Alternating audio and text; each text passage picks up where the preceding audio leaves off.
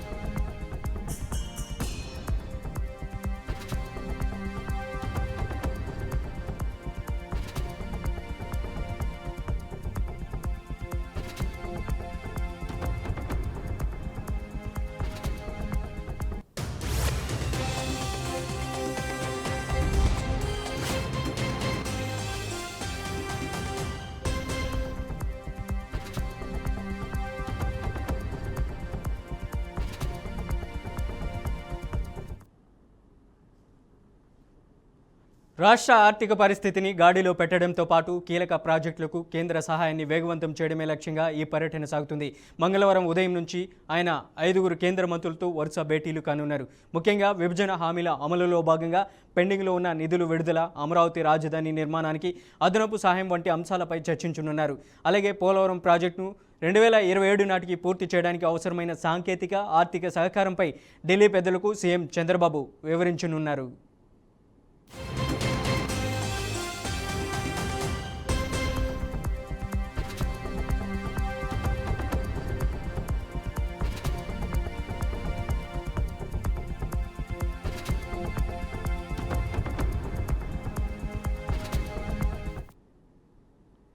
ఢిల్లీ వేదికగా AP liquor scam కేసులో కీలక పరిణామం చోటు చేసుకుంది. ఈ స్కామ్లో ప్రధాన నిందితుడిగా ఉన్న కసిరెడ్డికి సుప్రీంకోర్టులో ఊరట దక్కలేదు. కసిరెడ్డి దాఖలు చేసిన రెగ్యులర్ బెయిల్ పిటిషన్ను అత్యున్నత న్యాయస్థానం స్పష్టంగా తిరస్కరించింది. విచారణ సందర్భంగా సీజే జస్టిస్ సూర్యకాంత్ కీలక వ్యాఖ్యలు చేశారు. లిక్కర్ స్కామ్లో కసిరెడ్డి ఎంత మొత్తంలో అక్రమంగా ఆర్జించారు అంటూ సూటిగా ప్రశ్నించడంతో కోర్టులో ఉద్రిక్తత నెలకొంది. ఏపీ లిక్కర్ పాలసీ వెనుక భారీ అవినీతి, రాజకీయ ప్రమేయం ఉందంటూ ఇప్పటికే ఈ కేసు దేశవ్యాప్తంగా చర్చనీయాంశంగా మారింది.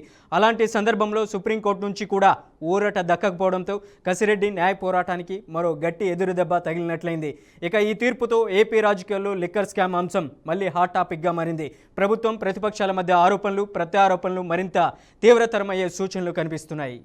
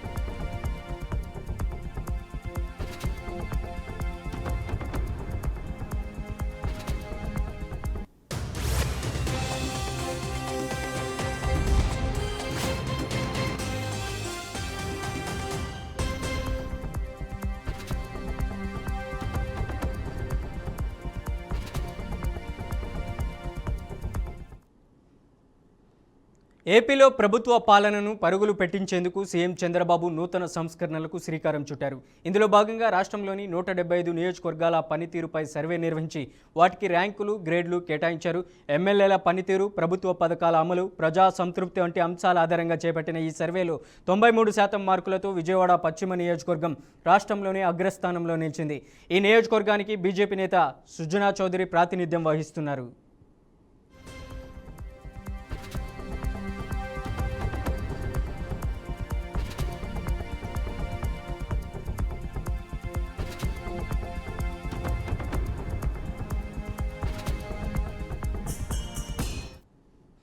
తాజాగా విడుదల చేసిన ఈ ర్యాంకుల్లో 92% మార్కులతో టీడీపీ రాష్ట్ర అధ్యక్షుడు పల్లా శ్రీనివాసరావు ప్రాతినిధ్యం వహిస్తున్న గాజువాక నియోజకవర్గం రెండో స్థానాన్ని దక్కించుకుంది. ఇక కాకినాడ అసెంబ్లీ నియోజకవర్గం, విజయవాడ తూర్పు నియోజకవర్గాలు వరుసగా 3, 4 స్థానాల్లో నిలిచాయి.